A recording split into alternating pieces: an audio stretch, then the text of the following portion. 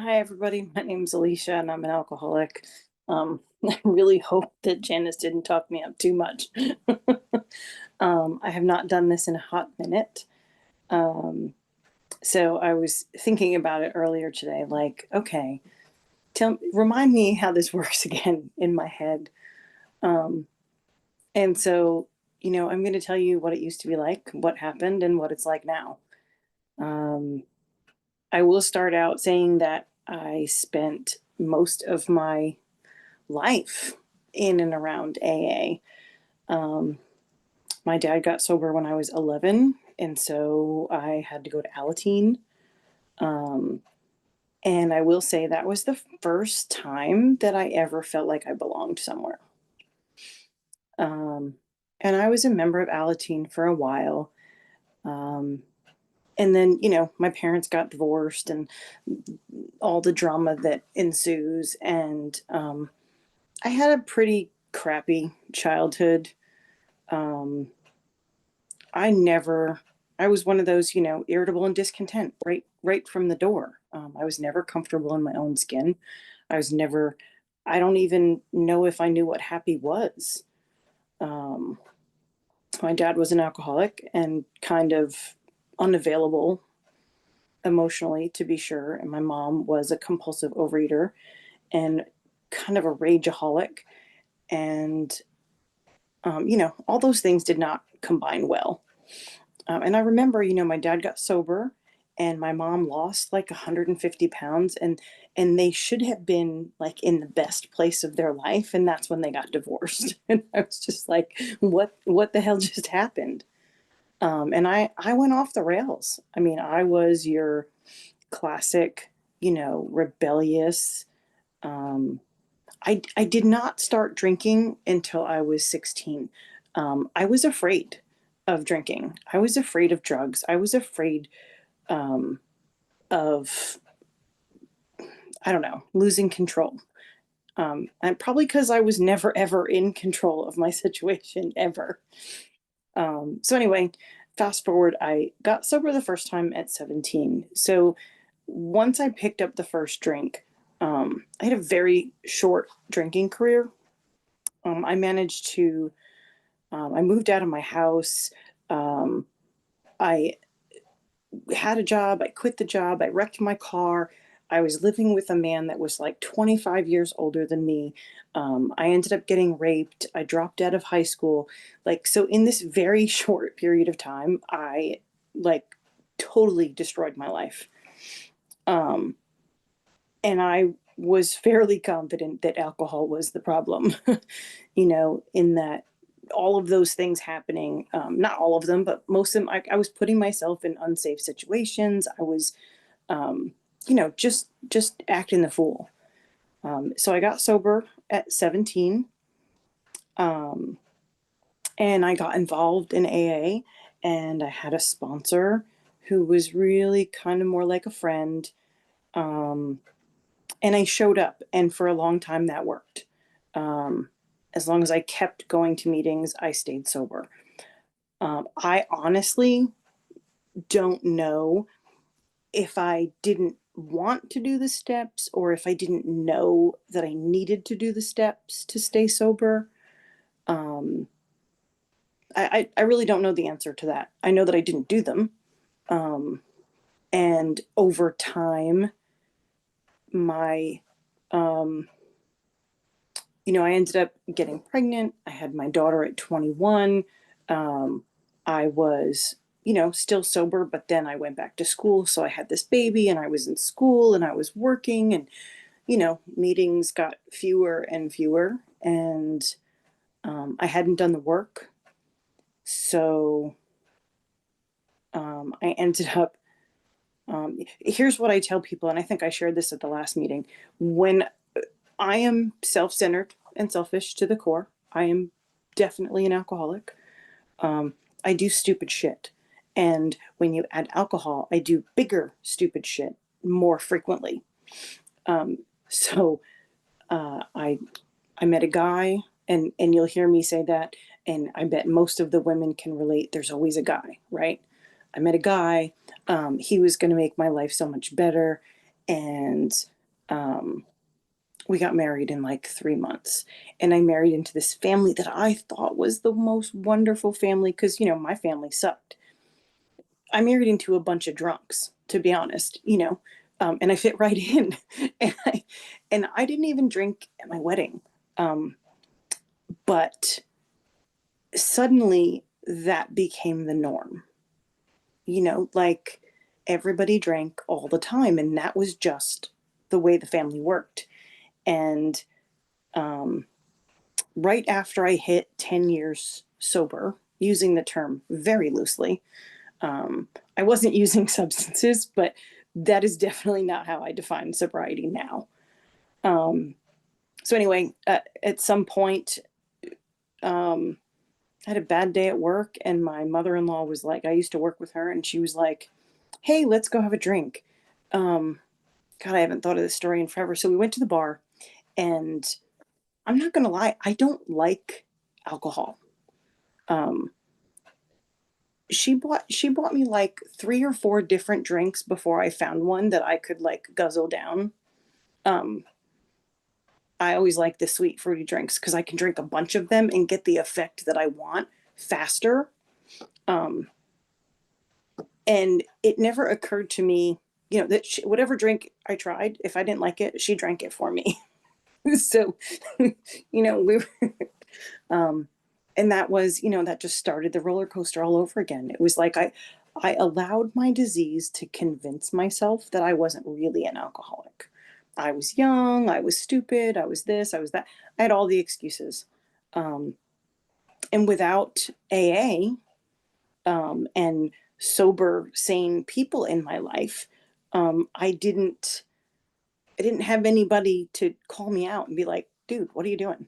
Because to the rest of the family, this was normal. The 1-year-old's birthday party, everybody's, shit faced. And that was normal, and that was okay for me. So I did not drink all the time. My husband, was a raging alcoholic, and he was abusive. And I spent the next several years getting smaller and smaller. I had no self esteem. I had, I felt like nothing. I felt like a piece of crap. And my husband did everything in his power to reinforce that idea. He was verbally and emotionally abusive, but that's what I was used to. All these behaviors, this was nothing new. This is what I thought life was. Anyway, I spent 7 years in that marriage, which was about 6.5 years too long.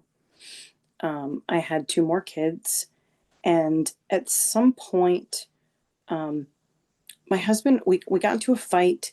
And I will say the biggest fight we ever had was when his brother got married. I had been nursing our third child, and I was not drinking, and I had not been drinking for a while. And so here comes his brother's wedding, right? And it's my opportunity. I like pump so that I can drink and act the fool. It's my night to get drunk, right? And the man had the nerve to get drunk with his brother on his wedding day. So I had to be the grown up and the responsible one. And I was furious. I was furious. How dare you take that away from me? Um, and and I don't know that I realized it right away.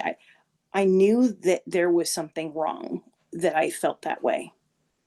That I was so angry. Like my in-laws almost called the cops. We were just out of control. Um, anyway, so fast forward a little more, and I was miserable. I was literally miserable. And of course, my excuse was, I'm in this horrible marriage, and that's why I drink, and that's why I'm unhappy. I need to get rid of the husband. He's horrible, blah blah blah. So I was like trying to make a plan to like get away from this horrible relationship. I got a job. Um, and there was a guy, there's always a guy. There was a guy that used to come into the convenience store where I worked. Um, and he came in every day. And I didn't really think much of it at the time. But it turned out he had jail tats on his hand. And so I asked him about them one day, and he revealed to me that he was in recovery. And okay, cool, good for you. You know, I know a lot of people that were super happy. And so it reminded me for like a moment of what people were like in AA. Like they weren't miserable. They were happy. Like this guy was happy and friendly and cheerful and all the things that I had no idea how to be. Um, so ultimately, the husband left, and I wanted to spend more time with the guy. So I started going to meetings with him just so I could be with the guy. I didn't, it wasn't like this great desire to get sober. I had no such desire. I just wanted an excuse to hang out with the guy because he, like alcohol, made me feel better. Um, and I don't know about the rest of you, but I like anything that makes me feel better.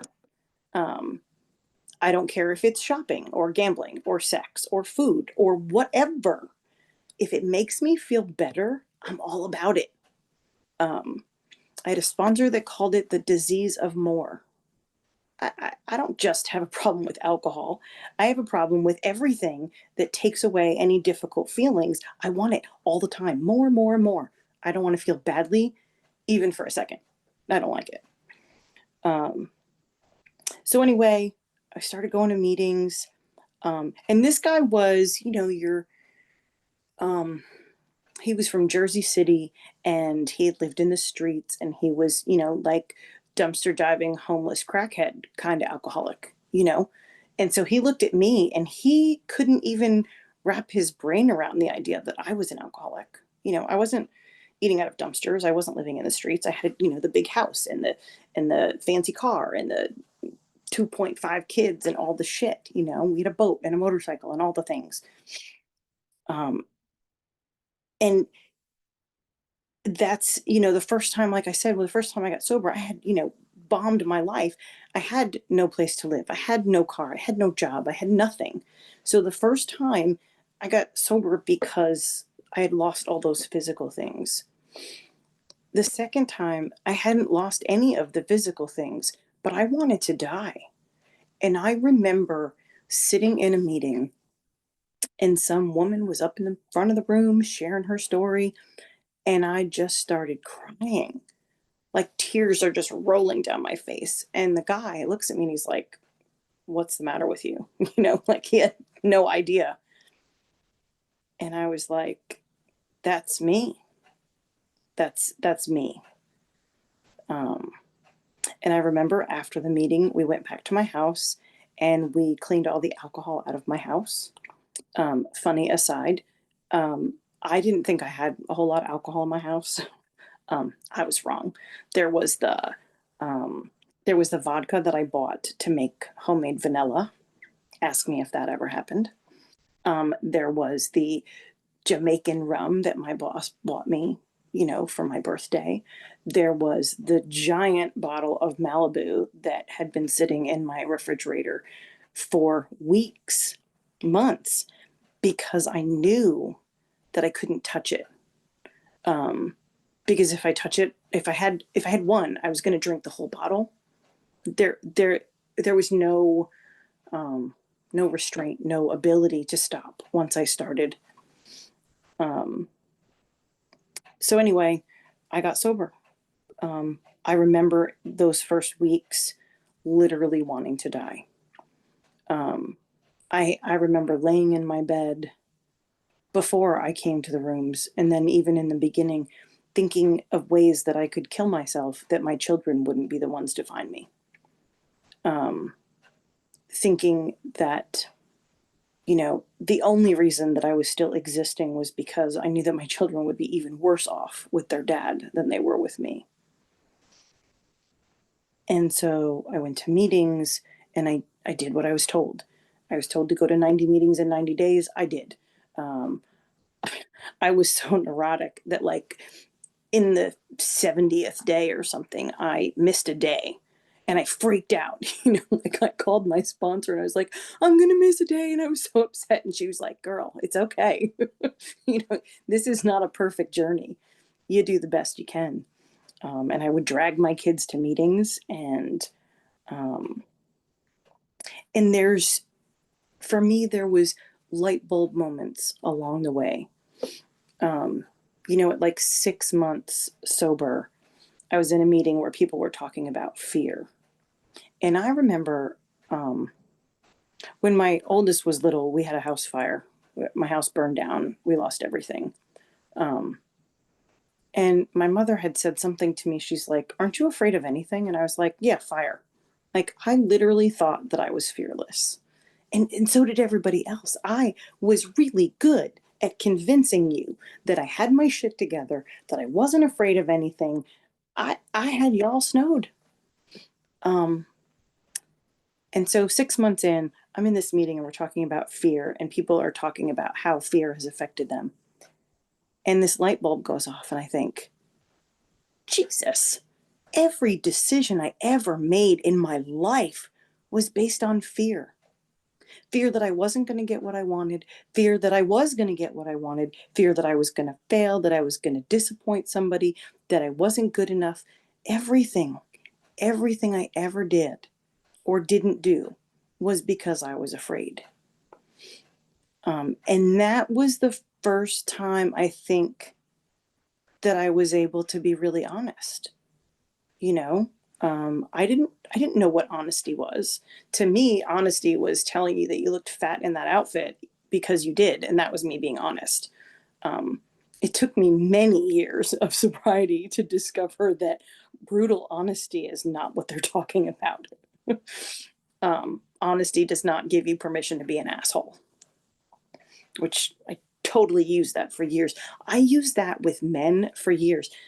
I don't know, you guys can relate to this, but I remember I would like not date guys. There would be like a guy that would like me and he would do shit for me, and I would let him. I'd let him do whatever. He could take me out to dinner, he could fix my sink, he could, didn't matter. He did whatever.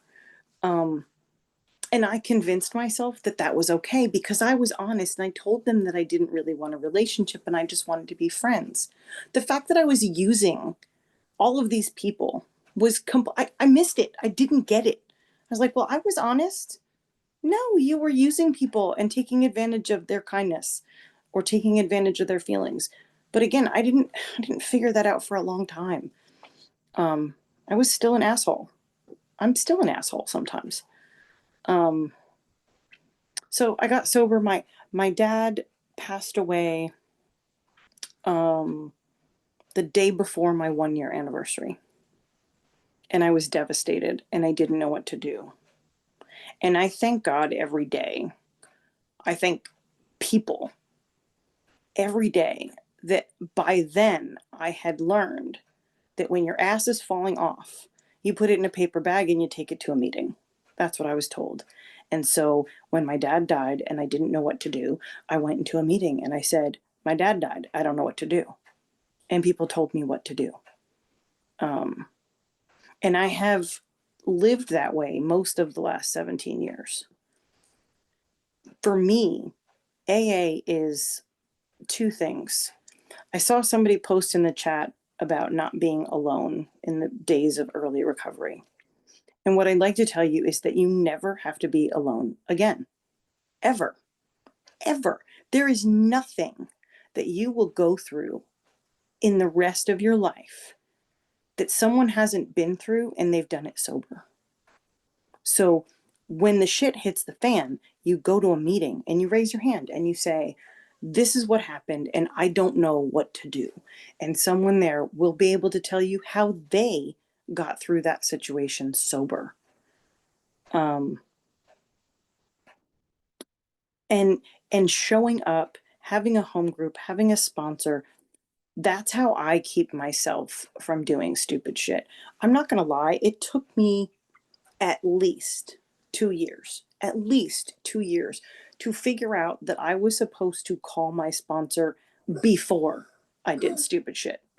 um I was the one that would like do my own shit, do, free will and all that crap, and I could do whatever I wanted, and then I do it, and then I call my sponsor and be like, I don't know why I did this. I did this too stupid, terrible thing, and then we'd have to clean up the pieces because it took me 2 years to figure out I was supposed to call her before I did shit because look where I got myself. Nobody comes in here on the wings of victory. I am not allowed to make decisions on my own. Alyssha is not allowed to drive the bus. I need to make a big sign that says that. I don't get to drive the bus on my own. I cannot be trusted. Given two choices, I am always left to my own devices going to choose the thing that is most destructive or harmful. That's just the way my brain is wired. It's broken. So my having a sponsor and having a home group is the way that I can run ideas past people and say, hey, is this really dumb? And people will say, yeah, that's really dumb. And then I have to rethink it. Anyway, so I showed up. It took me 4 years to do my fourth step. Don't recommend that. By all means, do it. Even if you do it imperfectly, just do it because it saves you a lot of misery instead of spending years contemplating it and thinking about it and worrying about it and thinking that I couldn't do it the right way or trying this way or that. Just freaking do it. Just write that shit down because at the end of the day, so I did it. I think I was about 4 years sober when I finally sat down and did it. And then, not gonna lie, 5 years sober, I'm fucking miserable. I'm miserable. What's wrong? Why is my life not better? And okay, so there was this guy, of course. I was dating somebody in AA, and he had been sober for many, many years. And he said to me, go to more meetings. And I was like, no, I'm depressed. I need a pill. I need crisis counseling. I did the whole, outpatient show up and do therapy every day and got the label because I thought I needed a label. That was all bullshit. But I didn't know that. I went through the whole thing. And he kept saying to me, go do a 90 and 90. Nah, I'm not listening to you. Screw you. I'm not doing that. I don't need that. Blah, blah, blah. He said, AA is always the answer. No, it's not the answer. I need medication. There's something wrong with me. So, of course, eventually I did a 90 and 90. And you know what? I fucking felt better. It was mind blowing. Like, how did I not get that? 5 years in, I still have this built in forgetter that tells me I don't need meetings. I did another 4-step around that time, and I discovered 2 things that I will share with you because I feel like they're really important, and I didn't even know they were an issue. The first thing that I admitted was that I had basically cheated on every man I'd been with. Not so much that I slept around or was lying, and but there was always a backup, right? There was always that person that I would be talking to, chatting with on the side, because in my mind, when you figured out what a piece of shit I really was, you were going to leave and I would have to be alone. And for many, many years, that was not something I could handle. Like I can sit here and share this and feel the fear and angst that I couldn't be alone. Alone? No, no, that's just not an option. So there was always a backup. So there was always some level of deception or cheating on my part. And I was 5 or 6 years sober before I figured that out. That's why I say just do the damn 4th step because more will be revealed. You will find out more shit later. And the other thing was that I didn't really want my kids. I didn't want kids. I didn't like kids. I didn't want to be responsible for other humans. And the guilt and shame that I carried regarding that for years. And when I finally shared it in a meeting, I had so many women come up to me and say, I'm so glad I'm not alone. Do I love my children? Yes. Did I want to be a mother? No. Did I want to take care of them? No. Was I a good one? Not particularly. I try to do the right thing. I try to be a good mom now, but you know, the damage was done. At least they all still talk to me most of the time. Um, but that's why I say, you're gonna figure more stuff out over time. Um, when I got to 10 years sober this time, I was very careful. I was very involved. I was afraid that at the 10-year mark, my disease would convince me I was okay. I led the beginners meeting in my home group for like 7 years. Um, and I got through the 10-year mark and all was well. And I met my husband in AA, really wonderful man. And here, this is funny because I just told you how much I love kids. He had 3 kids and I had 3 kids. And 2 weeks before our wedding, his ex dropped dead. So suddenly, in May of 2015, I am 2 weeks from getting married. My husband is diagnosed with cancer and I have 6 kids. What the fuck, God? Like, what the fuck? um, and so I spent 2 years trying to keep my husband alive, thinking that I had any kind of control over that. Literally killing myself to try and fix everything, and trying to fix these kids and trying to, man, I was a crazy person. But I had this home group and I had these people that knew me and loved me, and they showed up for me every day. They brought meetings to my house. They brought milkshakes to my husband. They came every day and literally saved my life because I didn't know what to do. I didn't know how to get through all those feelings. I didn't know how to do any of it. It was the first time in my life that I was completely 100% loyal to a man. Um, and that was hard. That was hard. And I didn't know how to do any of it. And then he died. And I was pissed. I was pissed at God. I was pissed at the world. What the hell? Now I've got 6 kids by myself, and the love of my life is gone. What? I couldn't. I spent a long time not talking to God, which, obviously works out in this meeting. So um, I do still have a higher power. I do, but I was pissed for a long time. I couldn't come to terms with why. It's all about me. Why was my life so fucked up? Why did I have to go through this? Why did you have to take both of these children's parents? Um, and I just kept showing up, and I just kept doing the next right thing. And that's literally what AA has taught me. Just show up and do the next right thing. Um, I've had some adventures along the way since then. I moved to Texas. I lived in New York my entire life. And at 43, I picked up and moved to Texas. And then COVID hit. So I went without meetings for a long time. Somebody else was talking about Zoom. I didn't like Zoom meetings at first at all. I was not having it. And meetings in Texas were different than meetings in New York. And I thought, well, New York does it right and y'all do it wrong. I'm so self-centered. God, it's awful. Anyway, so I finally got involved with a Zoom meeting. It had been a couple of years where I still talked to my people in my home group and I still talked to my old sponsor, but I didn't have that connection. And for me, it's really important to have that connection. Um, I am, and it said something in the readings, like full flight from reality. That's what it talks about in the big book. I spent so much of my life pretending that my life was what I wanted it to be when it was nothing like what I wanted it to be. I just pretended for years, and I don't have to pretend anymore. My life is not perfect. I continue to do stupid shit. Um, I am a nurse.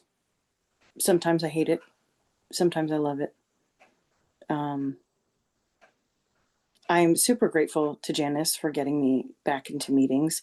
We were part of a group that I was like super involved with, and I was all excited, and the group shut down, and I was like, well, fuck this. I'm not going to no more meetings. Again, like, who am I punishing? No one else gives a shit if I go to meetings, except maybe my boyfriend. He probably appreciates it when I go to meetings. Um, I I was involved in a relationship for a couple of years where I got treated like shit, and it took me a long time to realize that I'm not a piece of shit.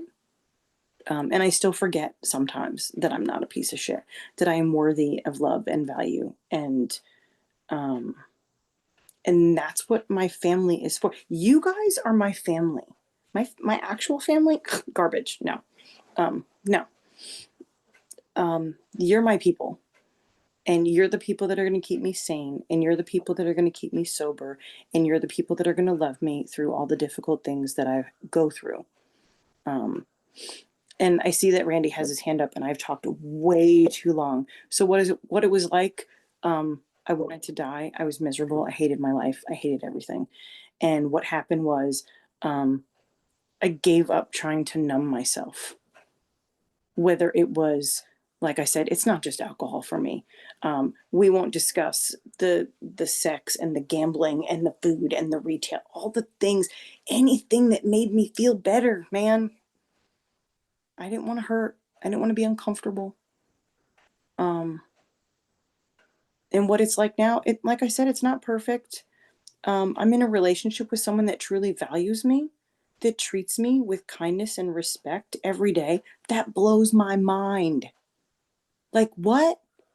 This is how I'm supposed to be treated? I'm 51 years old.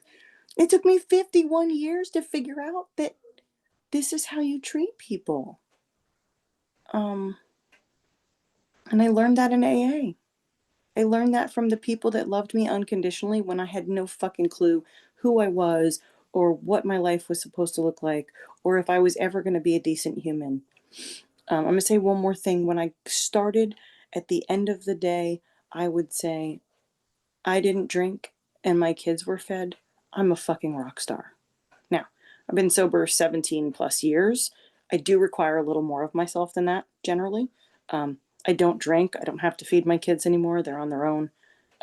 But I treated people with kindness. I was honest. I was open and willing. Not every day. I didn't curse anybody out. I didn't do anything really incredibly stupid. The rules have changed for me. I don't want to be an asshole. I don't want to be selfish, but I forget a lot. So for me, I have to keep showing up. I have to keep coming here and letting you guys put me in check and tell me, Alyssha, stop being an asshole. Alyssha, don't drive the bus. You're a terrible driver. um, I don't know if I helped anybody. I really am grateful for being here. And there's like 10 more minutes for other people to share. So I'm sorry if I went on too long. Thanks for having me. And I'll be hanging out after if anybody wants to chat.